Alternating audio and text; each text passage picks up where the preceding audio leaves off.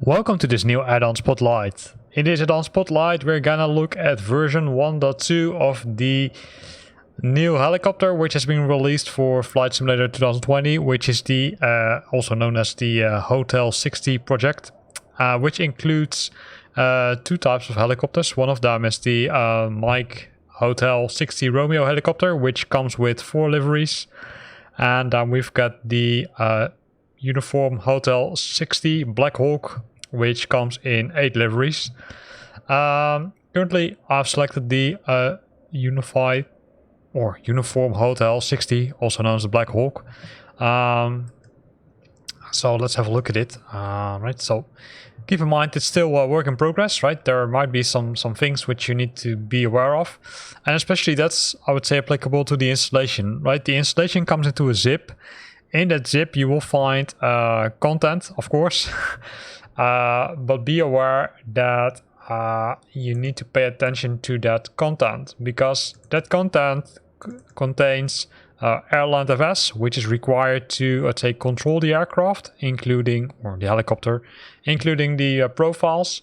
And then you've got all the other objects. So what you need to do is you need to extract the full folder into your community folder, and then you can, for example, move out airland FS and then move it to a different folder. Be aware of that. So it might look a little bit different from I would say other add-ons which you will see, but trust me, this is the way you need to install it, else it won't work. So let's have a look at the helicopter itself. You can see a huge machine gun on one of the side tracks. You can see a lot of detail, right? So it's I would say there might be some more detail here, but it's pretty good. Also on this side, I'd say a machine gun. Then when we go back to the aircraft or to the helicopter, you can see it's a little bit, I would say, drained into the ground here. It's a bit, but that's, I would say, fine tuning. Let's have a look at the engines, how well they are, I would say, created. You can see a lot of detail here. Might require some more work, because this one looks like it's just like it's being added as paint, or as using, I would say, glue on it. But yeah, again, right, we're not going to be too, I would say, too nervous about that, because hey, work in progress, work in progress. Then going to the rotors, and they are looking, I would say, pretty nice. They are looking pretty nicely modeled. Also, if we look at the light, that's pretty nice. So let's go, I'd say, inside the aircraft. There are a few seats, right, or a lot of seats, and then you will enter the cockpit here. The cockpit, oh, don't go too fast. You will see a lot of buttons on the top, right, and you will see a lot of buttons here also. So let's go to it. So this is the helicopter as it looks like, right? So a lot of buttons here. Not all of them are working yet, but that's work in progress again. The basic things are working, so that's cool. If we would go to the top, you would also see an enormous amount of buttons here, right? So let me have a look at the other views to see which other views we have. Oh, looks like that's some work to do. So you've got the cargo hook. It's not working yet, but that would be really cool if they can add a cargo hook. You've got the battery, of course, the external power, and then some tests like for fire and for the generator, which you can switch on and off. And you can see that it nicely shows you the text, right, if we're hovering over it. So labels are working perfectly. Strobes is currently off. All kind of nice things. Navigation off. And then we here got another bunch of, let's say, fuses as it looks like, but we can't do much with that. And then here we've got the center pane between the pilots with a lot of buttons. But these are not yet working, but the modeling already looks great. Then we've got the main screens here, for both pilots, left and right. Looks like these ones are touch panels or something. And then, of course, the joysticks and some other information. Height, extend, detail. Not sure what this button is for. It also moves a little bit weird, but That's another thing. Other than that, you can see that there are some camera points which require some fixes, but that's, I would say, will be fixed in a future version. So let's see if we can go airborne. One thing which you need to keep in mind is that you need to ensure that you've got the tool started, the airland FS, and load the profile, else the aircraft will become unflyable almost. So don't do that. So we've switched the battery on. So now the screens are switching on, and you can see that this screen both contains, I would say, an overview of where we are currently.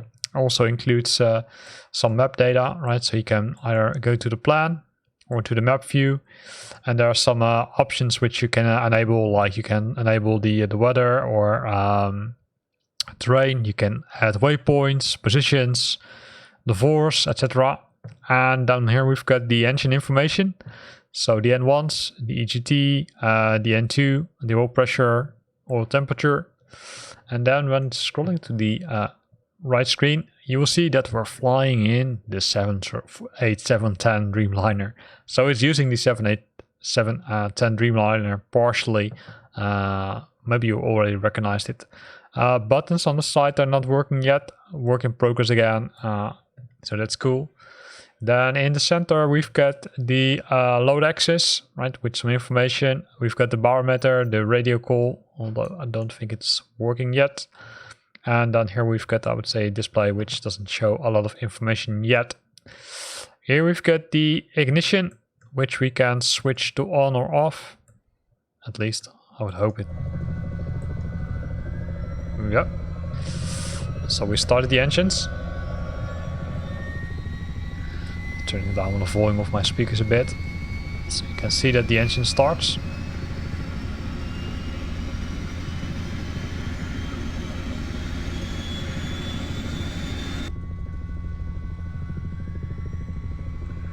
It's quite funny, if you press it, it will start from scratch again.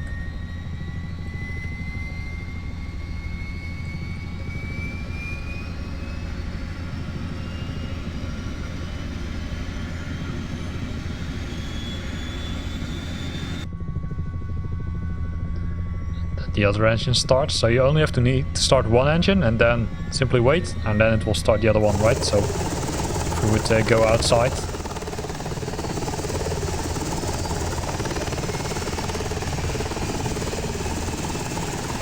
really nice view, right? It's really cool. So let's go inside the aircraft again. Let's see if we need to switch on some lights. Saw the nav here, navigation on. You can see there's some delay in switching the buttons. Hopefully it will be fixed in a future release. Fuel pumps, it's kind of weird because they're switched. You can't control them yet. Other things which we need to switch on. Let's beaconing, landing lights, not really necessary. Anti-collision lights, strobes, and a lot of other stuff. This is the fuel control, right? So the fuel control is currently open. These are the throttles normally. So if we would move the throttle, so you probably would see them moving, hopefully. So let's see if we can go airborne.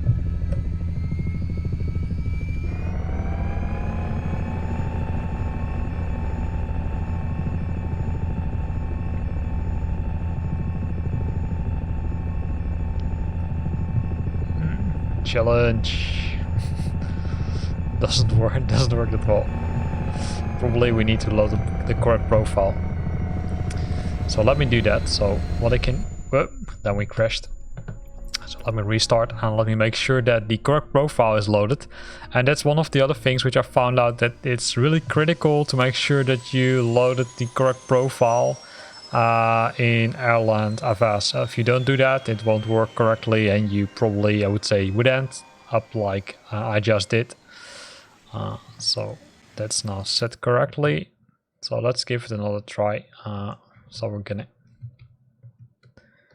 go to the top. Make sure that everything is switched on again, right? So the battery switch on.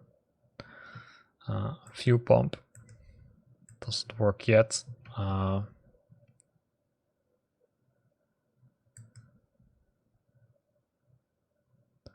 Strobes. Navigation on. And then hit this magic button. And then the rest goes between brackets automatically. As you can see, it's kind of borrowing the let's say borrowing the checklist of the of one of the other aircrafts. To think that they will change that, hopefully. So let's wait for the engine to start.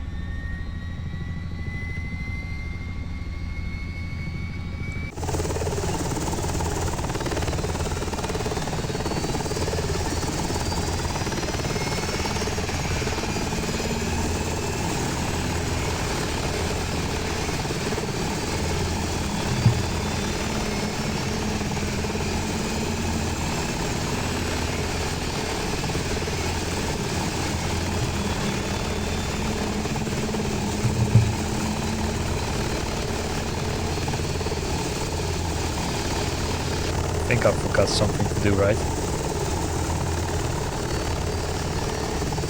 No, shit goes inside the aircraft.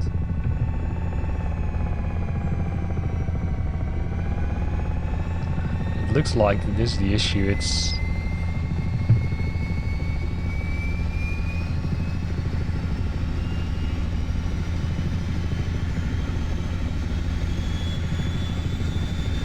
can see that this one looks like still to be, I would say, increasing.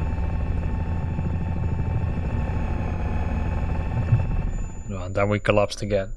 So probably it's me. I'm not sure what I'm doing wrong. So so I need to check some stuff, right? So let me try it again. Let me do it just one more time.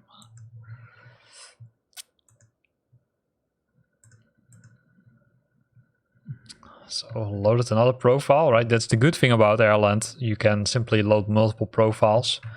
Although it would have been nice, or it would be nice if they would develop a version without Airland FS, like the H-135, right? It doesn't require any custom software to be installed. I don't say it's bad to do it, but it creates some dependencies and also probably some potential issues with it. In the meantime, we're gonna look here. We've got some buttons here which we can use.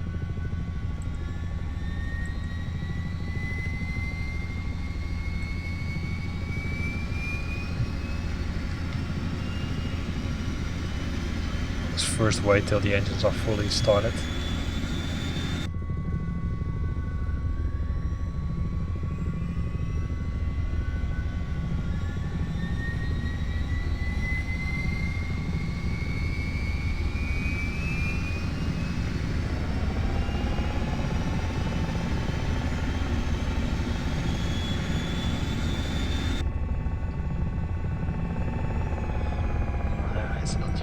Yet, so we first need to wait. This engine is not fully booted, so let's wait till it's at 50%.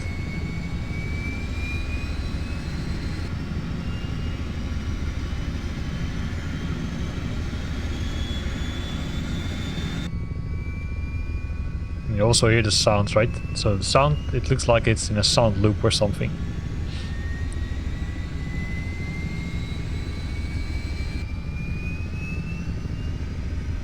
So it's almost at the one we need.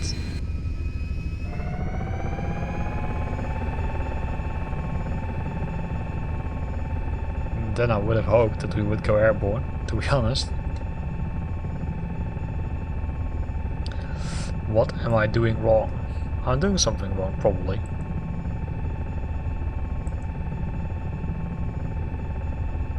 Not sure what, to be honest. So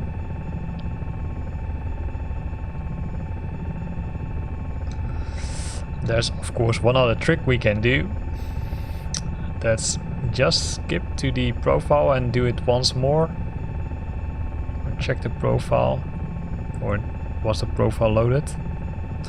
I think it closed down the tool. That also doesn't help.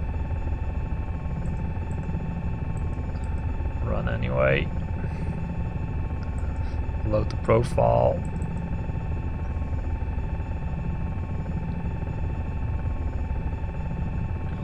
Oh, and here we go, here we go, here we go. So, crashed. Damn it. One more try, one more try. This is really the last time I'm gonna try it, else I will give it up and I'm probably gonna experiment a little bit more with it.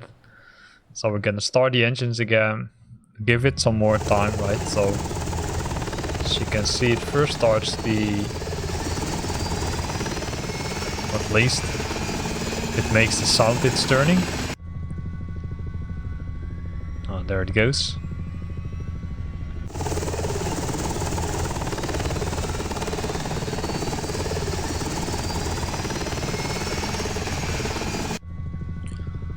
So let's give it some time. In the meantime, I'm gonna try to figure out if there's some other buttons which we can use.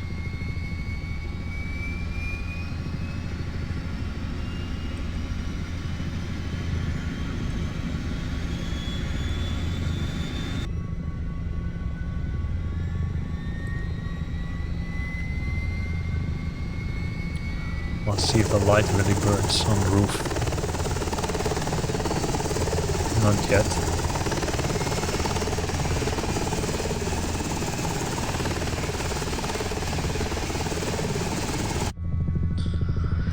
In that case, we're gonna validate if the engine 2 is already fully powered. Cool. So we're flying. Finally! So make sure that you're loading the correct profile. So probably you now want to know which is the correct profile. Well, if you would go into the RFS directory, you will find a file. Oh, let me double check. You will find a file in the Airland FS directory called MH-60 and then between brackets the number 2. That's the one which I'm currently using, and it looks like it's working. So we're flying in our black hole, right? So you can see that there's still some right? The views are not, I would say, 100% working, or the camera switches. But hey, it's work in progress and we're flying in a black hole, right? Who would ever thought that, I would say, just after the release of Flight Simulator, that you would be able to fly with helicopters in Flight Simulator 2020, and especially with a Black Hawk. I would say that's kind of cool, right? So if you look from the outside, right, it looks really nice. So you can really see it's the huge, let's say the huge fauna which you normally see flying around, carrying a lot of, I would say, people.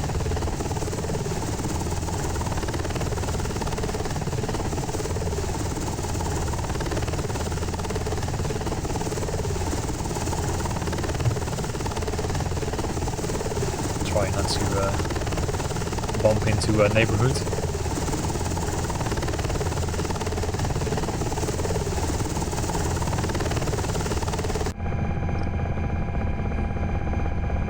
It's flying pretty nicely, right? So it's not too hard.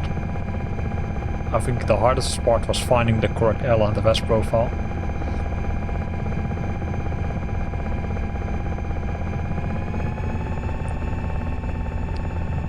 Go full throttle, so we're going to increase altitude a bit, not too much, and see is that if you would say push it too much, then it will become a little bit harder to control, as you can see. But overall it's, I would say, it's really nice flying. So try to avoid that we're not going too hard.